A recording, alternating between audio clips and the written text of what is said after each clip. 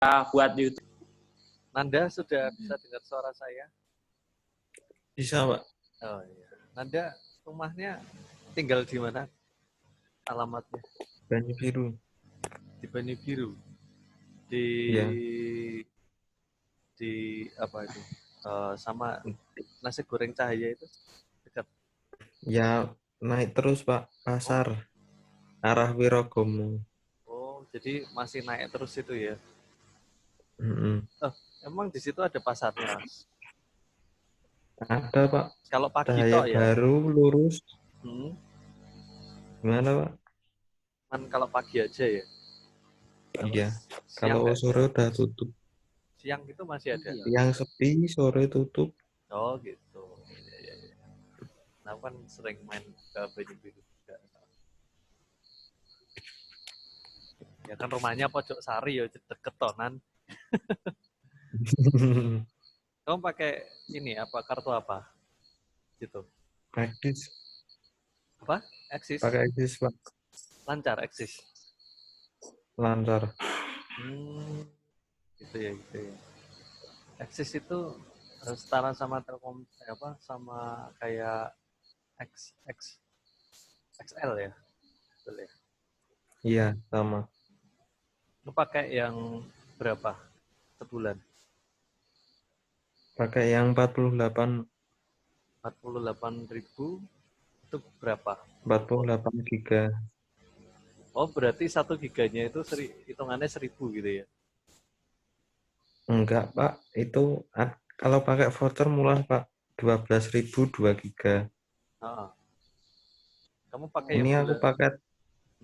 paket Awesome bulanan itu 48 giga. Harganya 67.500. Berapa giga tadi? Nggak jelas. 48 giga. Harganya 67.000. Oh. Kota utamanya 6 giga. Kota malamnya 18. Oh. Terus? Sosmednya 12 sama aplikasi musik 11 giga. Sama gamenya unlimited bulanan. Ya, sebulan selama kuliah online gini udah berapa kali beli kuota kamu? Baru 1 bulan pas, Pak, habis. Pas. Yang paling ya habis itu kota utamanya, Pak, yang 6 giga itu. Iya pasti. Iya. Terus saya isi yang pakai voucher itu 12.000 2 giga. Ya. Tambahan kan maksudnya kan. Untuk tambahan. Tapi lancar ya yang penting. Iya. Lancar, Pak. Ngebut. Oke. Kadang nge-lag. Cuman kan jarang untuk lag-nya kan jarang. Oke, tinggal nunggu Sinta untuk masuk biar nanti dia masuk ya. Saya langsung mulai saja untuk malam hari ini. Kita akan pelajari sebuah pencatatan yang namanya neraca lajur. Tetapi di sini dikhususkan untuk perusahaan manufaktur atau perusahaan produksi dengan sistem periodik. Masih ingatkah untuk materi neraca lajur? Masih ingat enggak? Masih. Oh, masih? Masih murah, mantap. Tur. Insya Allah masih. Oh iya, oke. Jadi kalau ketemu neraca lajur berarti bayangan yang ada dalam otak pikiran itu sebuah tabel yang kolom-kolomnya itu sangat banyak sekali. Nah, itu berarti neraca lajur itu. Ya. Tapi ini khusus untuk perusahaan manufaktur, ya. Karena kita kan konteksnya di sini kan masih dalam konteks akuntansi biaya. Nah, Nah, untuk neraca lajur perusahaan manufaktur itu agak berbeda dengan perusahaan dagang, ya karena konteksnya ini dikhususkan memang untuk perusahaan produksi. Dikhususkan untuk yang berkaitan dengan harga pokok produksi. Nah, di perbedaannya ya nanti ada tampilan harga pokok produksi. Untuk ini langsung ya saya tampilkan dari bentuk neraca lajurnya. Untuk nama perkiraan bisa dilihat di bagian ini, yaitu ada aktiva, hutang, modal, penghasilan atau pendapatan, lalu penjualan, lalu biaya-biaya. Nah, ini tambahannya kalau untuk perusahaan produksi. Ada biaya produksi, jadi ini khusus untuk biaya produksi. Ada banyak, kemarin saya jelaskan mengenai biaya-biaya berkaitan dengan produksi. Ya. Kemudian ada harga pokok produksi. Harga pokok produksi ya berarti harga terakhir saat selesai untuk melakukan kegiatan produksi ya pastinya akan muncul yang namanya harga pokok produksi. Itu untuk nama perkiraannya. Kemudian untuk neraca saldo, nah bisa dilihat di sini untuk neraca saldo aktiva untuk neraca saldo yang kondisinya adalah kondisi normal. Selamat malam Sinta, sudah bisa dengar suara saya? Bisa, Pak. Oke, sip, jelas sekali. Untuk kondisi secara normal, ini ya saya lanjutkan kembali. Jadi aktiva, kondisi normal dalam neraca saldo itu selalu berada di debit. Ya, ini kondisi normal. Kalau nggak normal, ya berarti berada di kredit. Kan seperti itu. Nah, kondisi tidak normal itu seperti apa, Pak? Aktiva kok di sisi kredit. Contohnya, misalkan kas, kondisi normalnya itu di debit. Nah, ini kok berada di kredit. Nah, berarti kan sedang dalam kondisi tidak normal.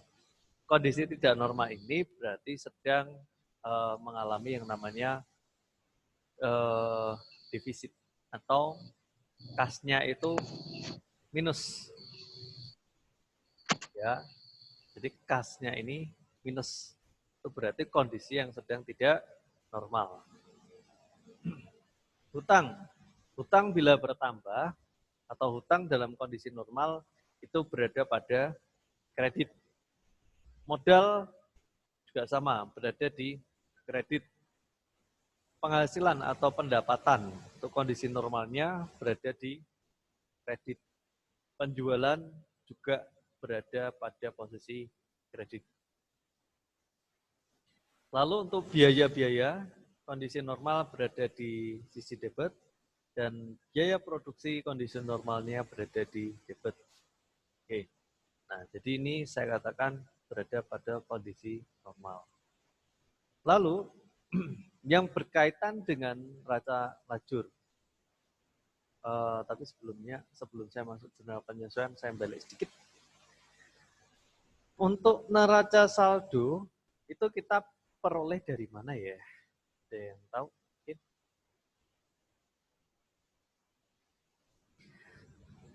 Munculnya Dari neraca buku besar. Oh iya, betul. Jadi untuk neraca saldo itu munculnya atau timbulnya itu dari buku besar. Buku besar. Setiap rekening yang dikelompokkan itu nantinya masuk ke dalam buku besar dan selanjutnya akan dijumlahkan di total lalu ketemu yang namanya neraca saldo. Oke. Lalu kaitannya dengan neraca lajur yang kedua, di sini ada kolom jurnal penyesuaian. bahwa nanti kita ketemu lagi dengan jurnal penyesuaian. Di mana jurnal penyesuaian, kalau kita lihat simbolnya, untuk kolom aktiva,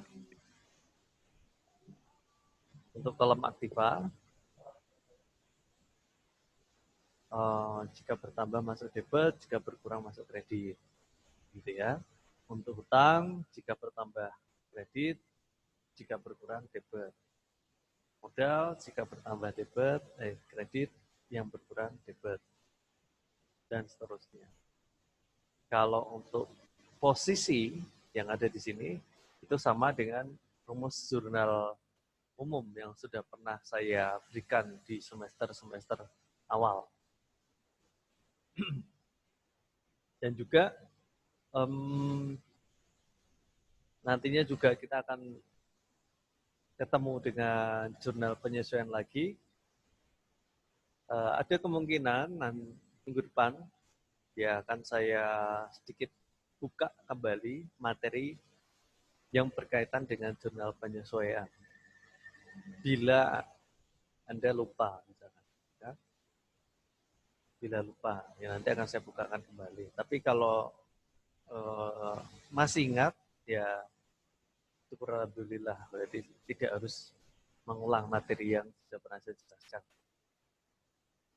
Nah, untuk perbedaannya dengan neraca lajur yang biasa-biasa, yaitu adalah kolom harga pokok produksi.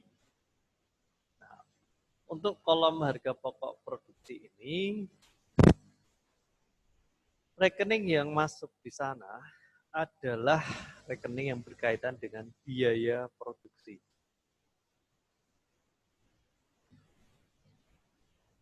Oke. Rekening yang masuk ke dalam harga pokok produksi itu adalah rekening yang berkaitan dengan biaya produksi dan harga pokok produksi. Ini sudah sesuai ya. Biaya produksi itu debit, harga pokok produksi kredit. Nah. Lalu ikhtisar rugi laba.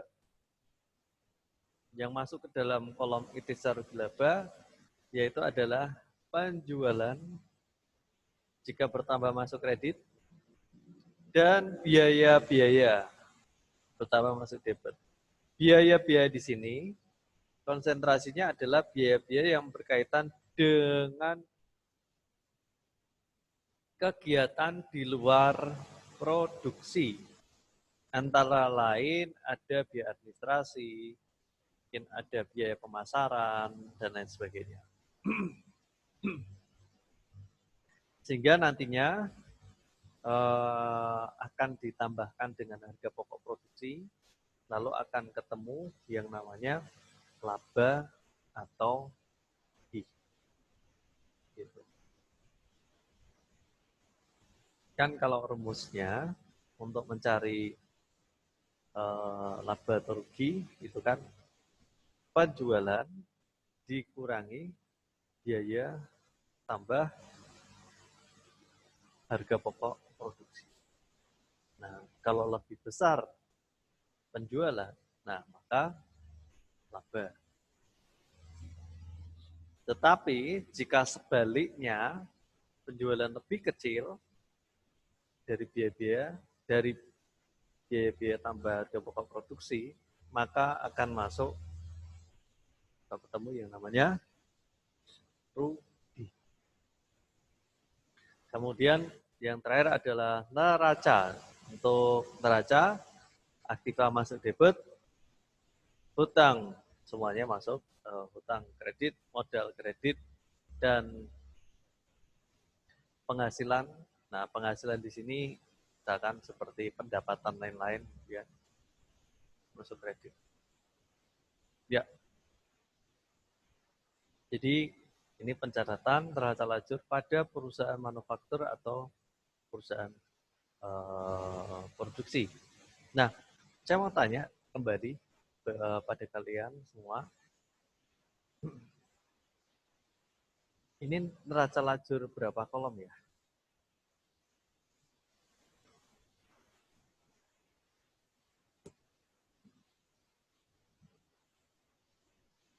Berapa kolom? Ada yang tahu?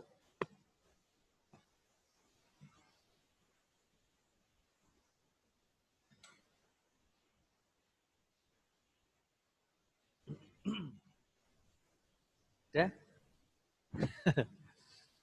Diam semua nih. Ada berapa kolom, Nanda? 6 kayaknya, Pak. 6. Oke, saya tampung. Fatur, berapa kolom Fatur?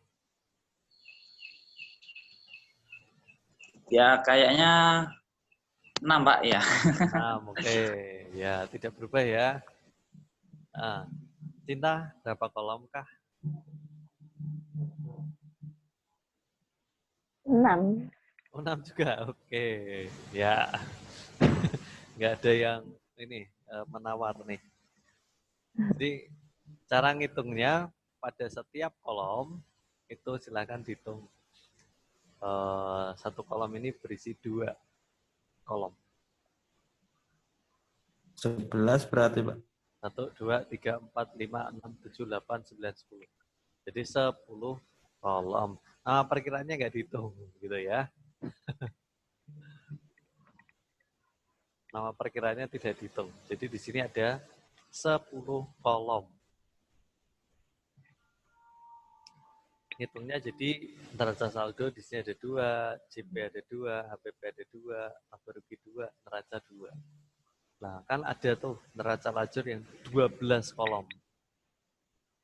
Nah, yang 12 kolom itu bila pada laporan, jadi di sini sebelum neraca itu ada tambahan 1 kolom lagi yang isinya ada 2, ada 1 bagian isinya 2 yaitu laporan perubahan modal. Nah, itu berarti 12 kolom. Nah, itu ya.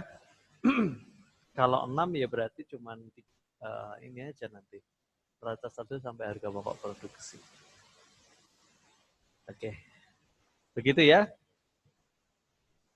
Salah enggak apa-apa. Itu enggak salah. Kurang tapi ya.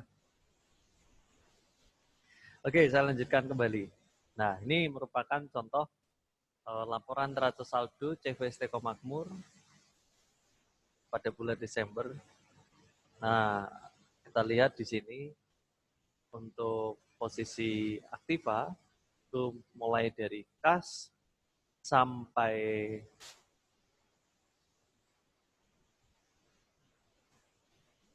mesin pabrik, ya dia masuk debit, kemudian akumulasi mesin pabrik kredit, lalu ada modal kredit, penjualan kredit, lalu pembelian bahan baku sampai biaya administrasi berada di debit. Nah, ini di total semua ketemunya 6.100.000 dan seimbang gitu ya. Nah, terkhusus untuk bagian ini. Di bagian persediaan bahan baku sampai persediaan barang jadi. Nah, ini kaitannya itu adalah persediaan yang memang kondisinya itu persediaan yang ada pada pabrik. Kemudian nanti ada yang kaitannya lagi itu ini. Oke. Pembelian bahan baku, biaya tenaga kerja langsung dan biaya tenaga kerja tidak langsung. Itu juga kaitannya dengan biaya operasional pabrik. Gitu ya. Kayaknya tidak perlu dihafalkan angkanya. Nah, jadi setelah ada neraca saldo seperti ini, kemudian ada data penyesuaian. Data penyesuaian per 31 Desember.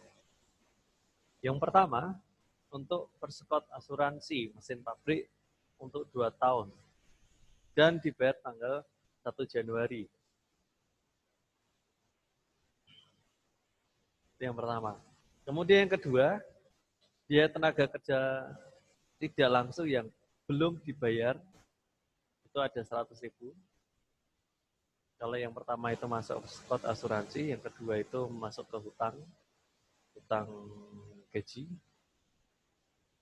Kemudian yang ketiga adalah biaya penyusutan mesin yang disusutkan 2,5% per tahun dari nilai mesinnya, gitu ya, dari nilai mesinnya. Nah, lalu di sini ada informasi tambahan. Jadi, nah kembali lagi ke sini, bahwa untuk neraca saldo CVST Makmur, di sana itu ada persediaan bahan baku, persediaan dalam proses, persediaan barang jadi. Nah, lalu ada catatan bahwa persediaan bahan baku akhir ternyata itu 50.000. Nah, maka nanti akan disesuaikan. Itu yang bahan baku akhir. Kemudian persediaan barang dalam proses itu 80.000. Kemudian untuk persediaan barang jadi ternyata 100.000. Nah, nanti untuk persediaan ini akan kita sesuaikan dengan neraca saldo. Jadi untuk ada 3 poin di sini, kita akan masukkan ke dalam namanya jurnal umum. Untuk yang pertama, kok jurnal umum atau salah? Jurnal penyesuaian maksud saya ya.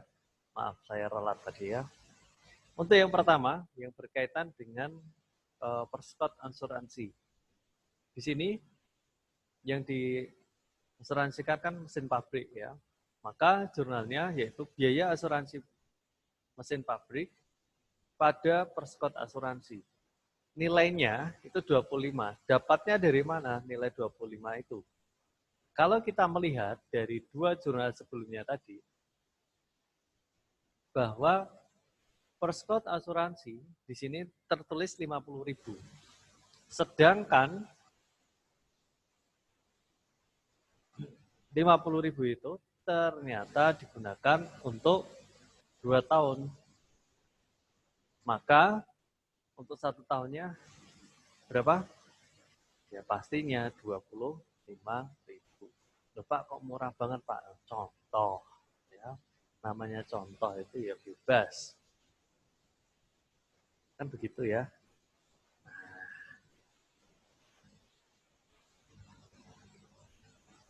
Kira-kira bisa dipahami enggak ya?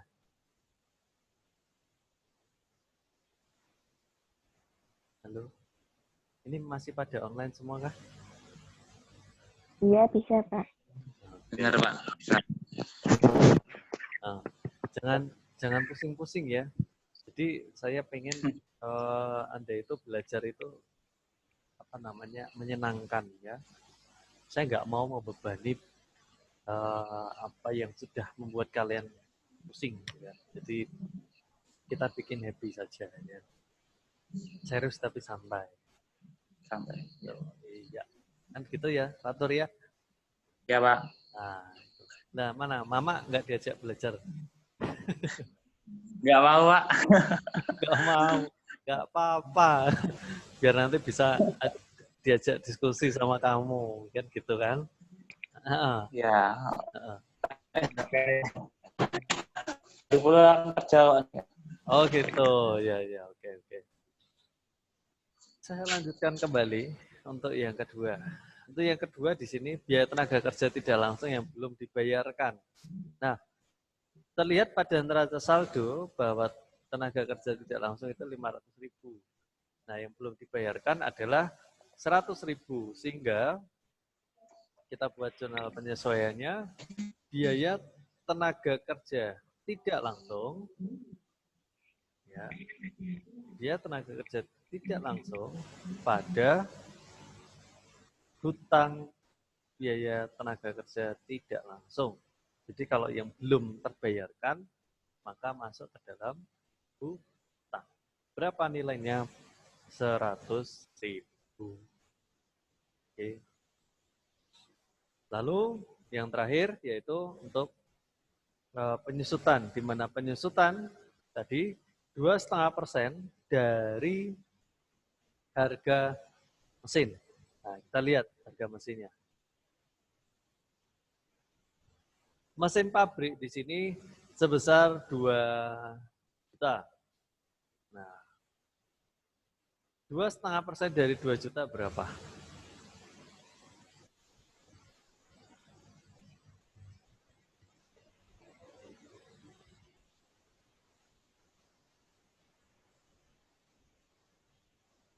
Berapa? 50.000. Iya, 50.000 betul. Tinggal dikalikan ya, tinggal dikalikan 2,5% kali 50.000. Maka untuk biaya penyusutan mesin pabrik pada akumulasi penyusutan mesin sebesar 50.000. Oke. Jadi ini harus kita siapkan dulu untuk jurnal penyesuaiannya.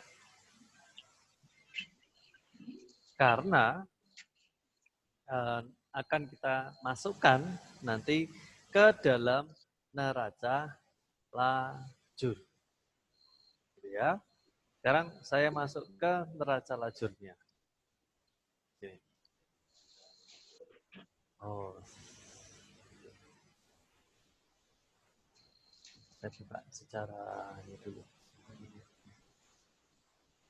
Neraca lajur.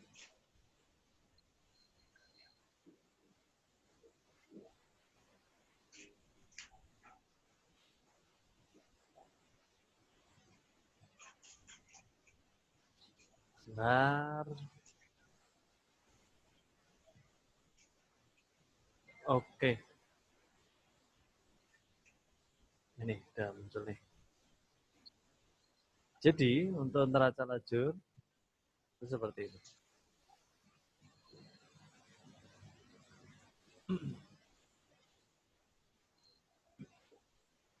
Untuk pencatatan dari neraca lajur, di sini saya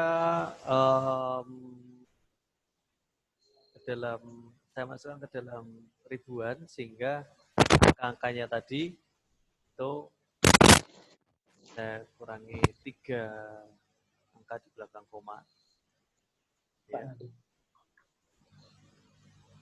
Sehingga tampilannya seperti ini. Untuk yang pertama, yang dimasukkan adalah kolom dari neraca lajur. Nah, dari neraca saldo. Nah, itu semua dimasukkan. Kas, debit, persediaan bahan baku debit, persediaan barang dalam proses debit. Ini Excel saya kelihatan ya? Kelihatan ya? Oke. Persediaan barang jadi juga masuk debit, perskot asuransi debit, mesin pabrik debit, lalu akumulasi penyusutan mesin pabrik kredit, modal kredit, penjualan kredit, ditambah pembelian bahan baku debit, biaya tenaga kerja langsung debit, biaya tenaga kerja tak langsung juga debit, dan biaya administrasi debit. Yo, ini sebetulnya tinggal diketik ulang. Akumulasi modal dan penjualan kredit. Tadi saya salah sebut juga ini. Semua dimasukkan sehingga ketemunya berapa? 6.100.000. Lalu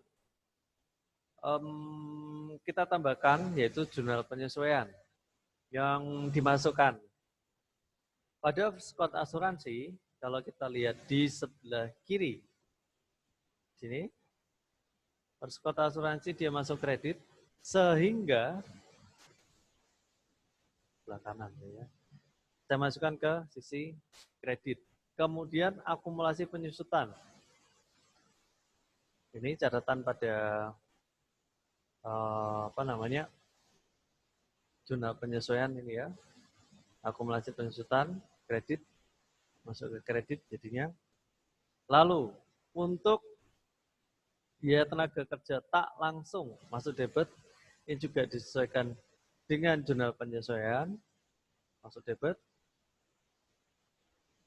Ini lalu biaya asuransi debit sesuaikan dengan jurnal penyesuaian, utang, kredit, biaya penyusutan mesin debit. Nah, kolom jurnal penyusunan di sini antara debit dan kredit kedua-duanya dijumlahkan ketemu 175. Kemudian untuk harga pokok produksi. Untuk harga pokok produksi yang masuk persediaan bahan baku dimasukkan. Ini semua yang berkaitan dengan produksi tadi ya. Ada persediaan bahan baku 200, persediaan barang dalam proses 100, lalu pembelian bahan baku ini ditambahkan, biaya tenaga kerja ditambahkan, biaya tenaga kerja langsung juga ditambahkan. Ini sesuai dengan ini berarti ya. Oke. Nah, lalu yang 50 ini dapatnya dari mana? Yang 50 sama 80 ini dapatnya dari catatan. Nah, masih ingat catatan yang tadi ya? Ini saya masukkan di sini biar kelihatan. Jadi untuk catatan bahwa persediaan bahan baku akhir itu adalah 50. Persediaan barang dalam proses 80. Dan persediaan barang jadi ini nanti untuk istilah laba rugi. Kenapa? Kenapa kok maksudnya kayak istilah laba rugi bukan produksi?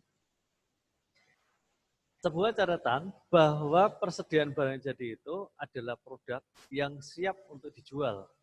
Nah, kalau siap untuk dijual, berarti dia masuk ke konteksnya adalah laba rugi. Gitu ya. Tapi kalau masih dalam proses produksi, masuk dalam proses produksi, ya berarti ini persediaan bahan baku, persediaan barang dalam proses. Nah, itu. Kemudian saya turun untuk biaya asuransi. Nah, ini masuk ke harga pokok produksi. Lalu biaya penyusutan mesin itu juga masuk ke dalam konteks harga pokok produksi. Nah, kemudian ini dijumlahkan, ketemunya sekian. Bisa jumlahkan, ketemunya 3.475.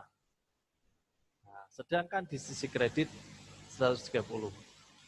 Lalu, untuk menghitung berapa besaran harga pokok produksi, yaitu 3.475 dikurangi 130.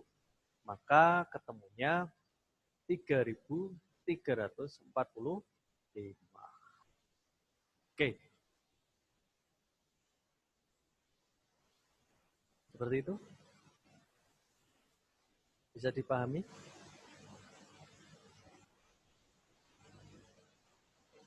Oke. Saya lanjutkan kembali. Lanjut ke ikhtisar rugi laba. Untuk ikhtisar rugi laba, yang dimasukkan tadi adalah persediaan barang jadi. 300 itu dapat dari neraca saldo. Yang 100 itu didapatkan dari catatan. Ya, catatan. 100.000.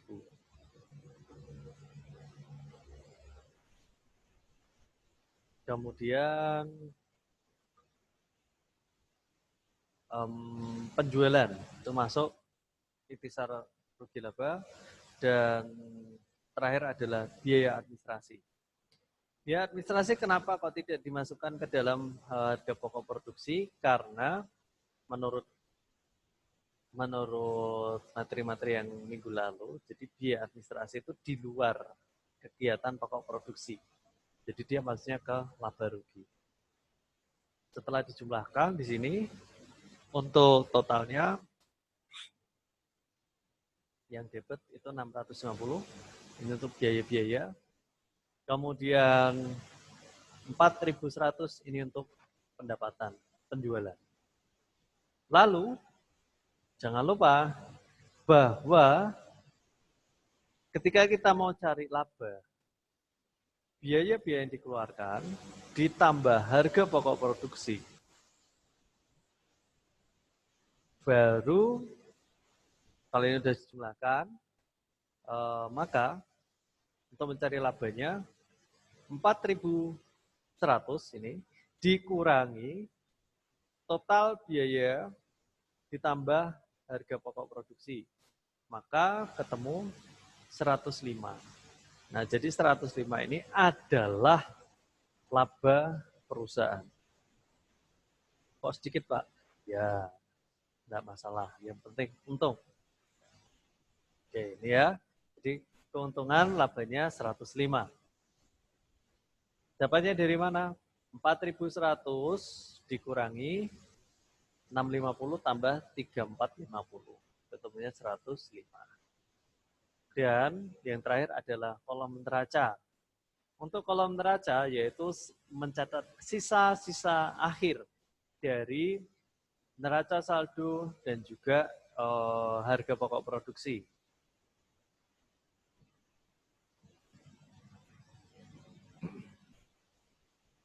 Untuk neraca, kasnya ada 100, lalu persediaan bahan baku ada 50, persediaan barang dalam proses 80. Ya, sisa-sisanya ini ya. Sisanya ini. Kemudian sisa persediaan barang jadi tadi 100. Kemudian untuk persekot asuransi tadi 50 kurangi 25 ya. Masih 25.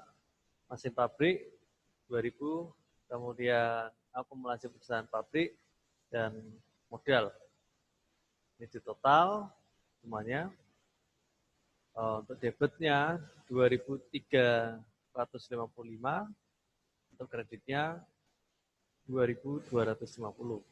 Nah, prinsip sebuah neraca itu adalah keseimbangan. Nah, supaya seimbang, maka tadi kita sudah punya laba. Nah, laba ini dimasukkan ke sini, sehingga kalau dijumlahkan akan ketemu 2355.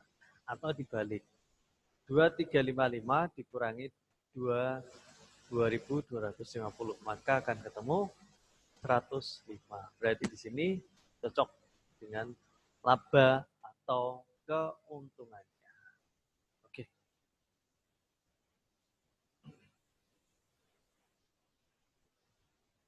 Nah, selanjutnya saya kembali lagi ke PowerPoint. Jadi itu untuk pencatatan ke dalam neraca, ya, pencatatan ke dalam neraca. Nah, ini terakhir. Jadi untuk laporan keuangan perusahaan itu pada dasarnya ada kaitannya dengan laporan neraca, laba rugi, laporan perubahan modal, dan juga ada laporan biaya produksi. Nah, untuk laporan ini, ya laporan ini akan saya jelaskan lebih detail di minggu yang akan datang. Gitu ya. Yes.